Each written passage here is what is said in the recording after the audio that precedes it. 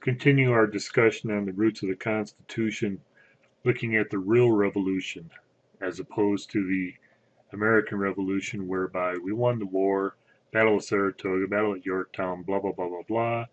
We managed to win the war and England sues for peace. The problem of liberty. The colonial mind had the belief that because British politicians were corrupt, the English Constitution was therefore inadequate. It's not the first time or the last time that in a democracy that parliament, legislative body will be considered to be corrupt. In the colonial mind, though, there's also the belief in a higher law of natural rights, that these rights are given to men by God, life, liberty, and property. Jefferson, in writing the Declaration of Independence, wrote Pursuit of Happiness because Ben Franklin and others said they weren't going to give up any of their property. So Jefferson changed it to Pursuit of Happiness, whereby everybody understood that to mean to pursue a means by which to live.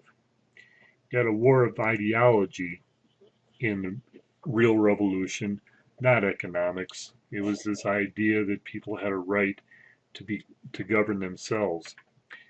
And particularly in the third part of the Declaration of Independence, specific complaints against King George III for violating those unalienable rights of life, liberty, and property, gave the American colonists a right to righteous revolution. The real revolution was a radical change in the belief about what made authority legitimate and liberty secure.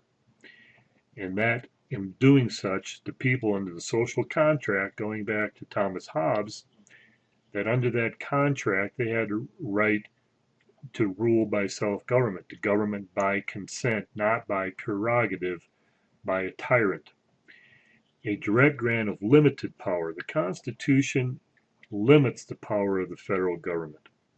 And that direct grant of limited power, therefore, comes about with a written constitution, which is Americans' real gift to the world of democracy.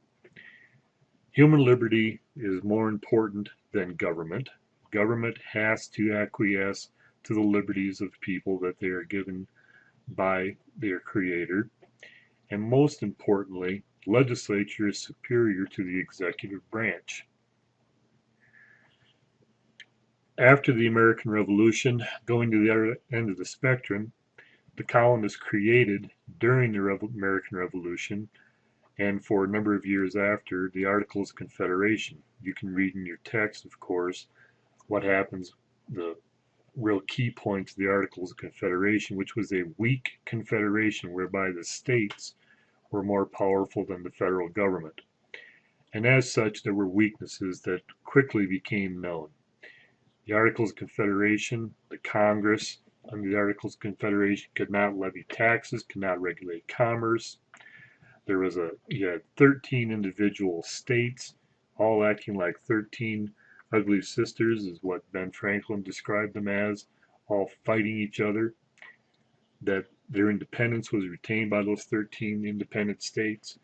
One vote in Congress for each state, regardless of population or value economically to the Confederation. It took 9 to 13 states to have any type of policy, any kind of law passed in Congress.